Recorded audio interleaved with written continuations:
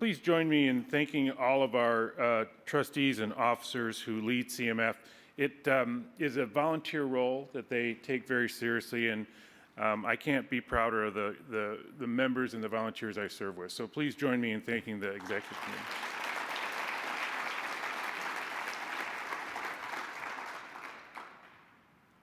committee. It's special to be back in the Grand Traverse area and with all of you, and we're here reconnecting with old friends and making new ones. And we recognize that there are friends who are on our minds and in our hearts who are not with us. Over the last year, our community of philanthropy has lost leaders who have shaped our field, who have truly been special people who have touched the lives of so many. John Fry, who was the second generation trustee emeritus of the Fry Foundation, and Chris Gill, who served as the executive, administrative, and accounting assistant at the foundation.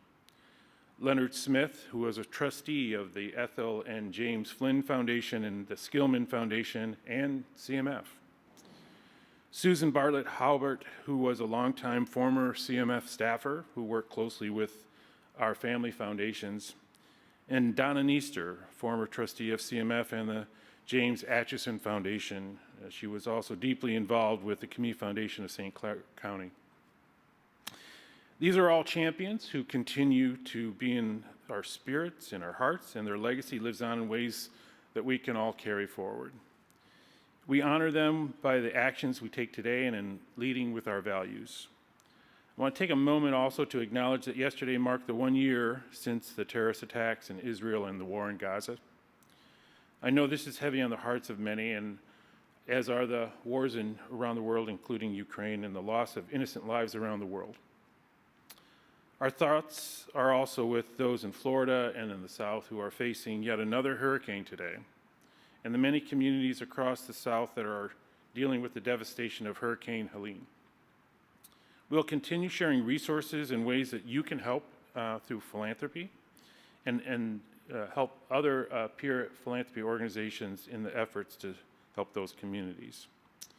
As we reflect on what's happening in the U.S. and abroad and all those who have lost loved ones in the last year, I'd ask that you join me in a moment of silence and reflection.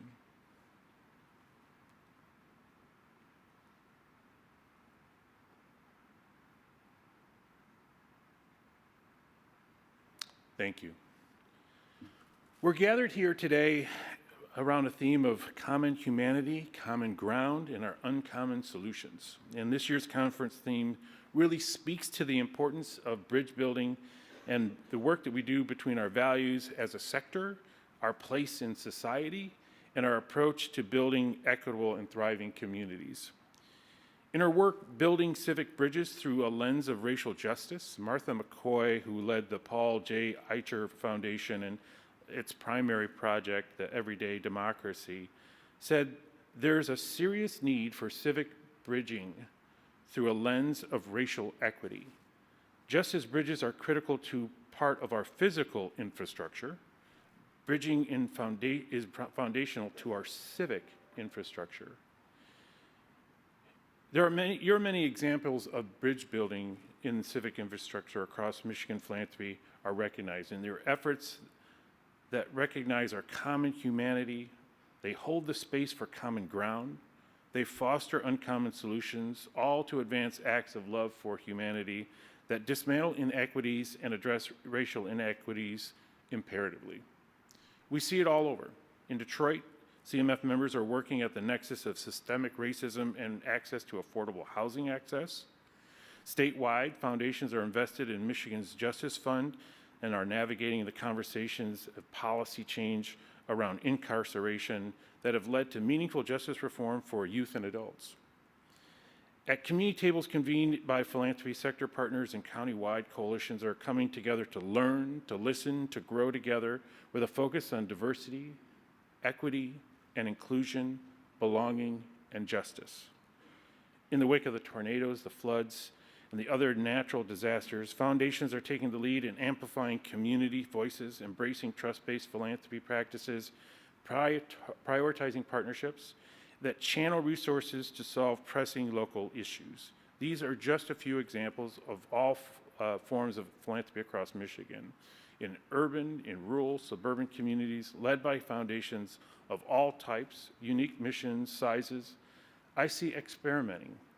I see innovation. I see defining and redefining equity-centered philanthropy. I see you standing in the breach for those who have been historically excluded from decision-making and under-resourced and underserved.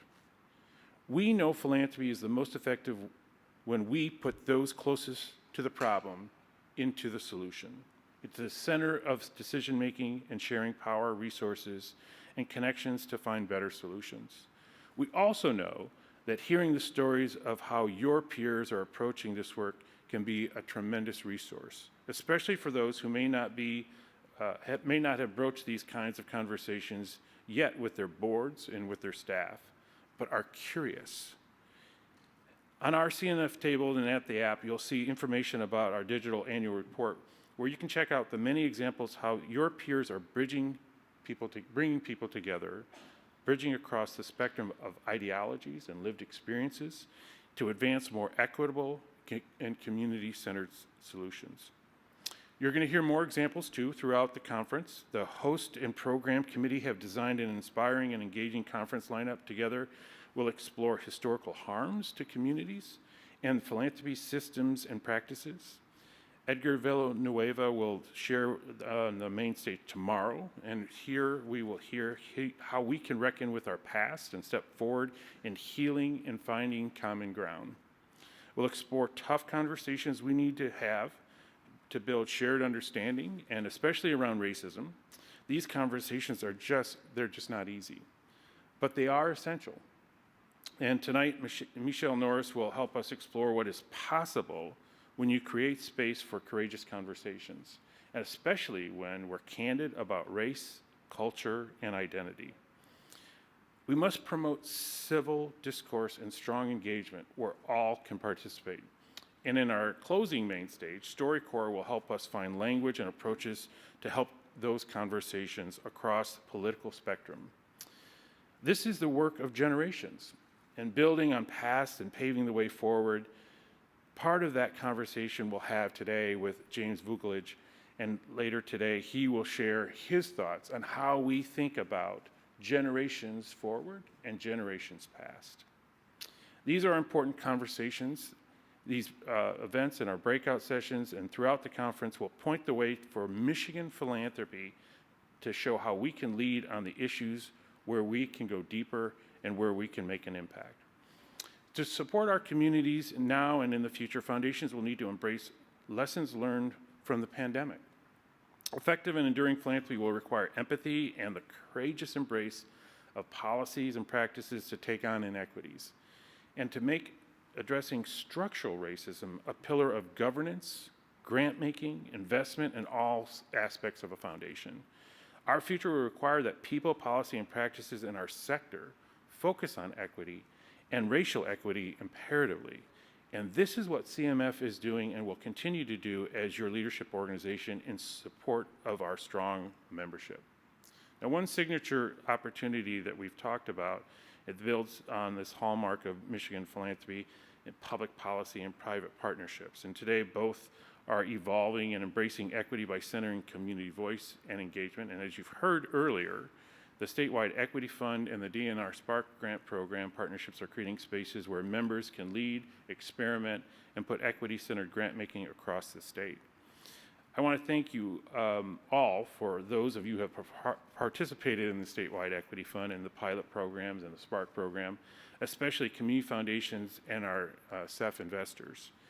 This is a collective work of exemplary action and what can happen when foundations embrace equity, remain open to possibilities and partnerships, and advocate with state and local leaders as our power and privilege to center community voice. And I want to thank you all for leading in this space. I also want to take a moment to thank Karen Aldrich-Eason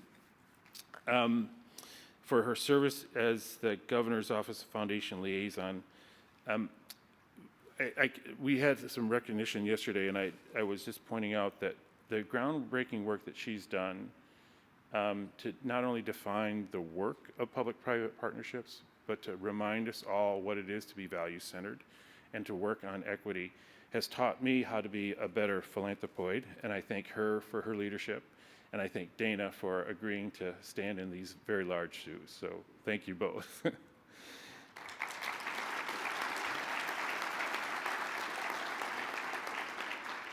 I want to thank the incredible volunteers throughout CMF who go above and beyond their service to help to make this a really strong event and build a strong community. If you are currently or previously served on the CMF committee or as a co-chair of a peer community, by the way, when I'm done with this list, you all will be standing up, so it's okay. If you've been a co-chair of a peer community, or if you've served on the board or an advisory cabinet, could you please raise your hand, and we'd love to acknowledge your volunteer leadership. So thank you. Please join me, thank you. We also mentioned earlier that we have some new faces in the room. So if this is your first CMF annual conference, could you also raise your hand? Wow, great, thank you.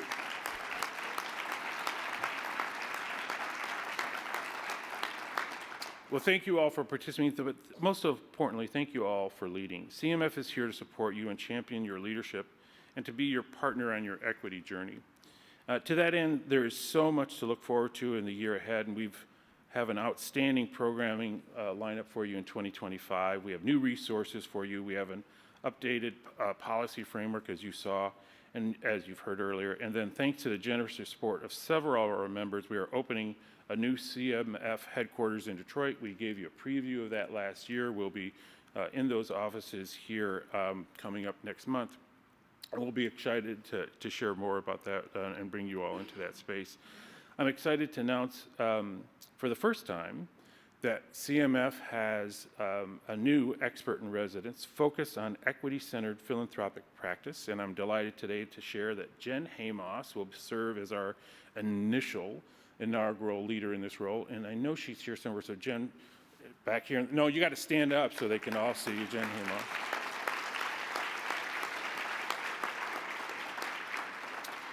Thank you, Jen. Jen joins a host of experts, including Brittany Kinker, who's here. Brittany, where are you? Saw you earlier, or Ask CMF. She's probably dealing with a question in the back of the room, thank you. And Jennifer Ortel is our team who are part of Ask CMF and our experts. And I know that Jennifer Ortel was unable to be with us here today, but let me know to invite Brittany and Jen to please be available to all of you as our experts, and we're so delighted to have this great team. So be sure to reach out to them with your ideas and any of your questions. We have so much to share with you in the year ahead and throughout the rest of the conference, of course, and throughout the year. So please don't hesitate to reach out to any CMF member with any questions or needs for support, and we're delighted to serve as your hosts. And we are equally delighted to have so many of you who are not only participants in the conference, but we have a number of folks who are here in recognition of Karen and others who are alumni of our trustees and of our membership. So thank you all for being here. I'll now turn it over to Dave, our board chair, to adjourn the meeting. Thank you.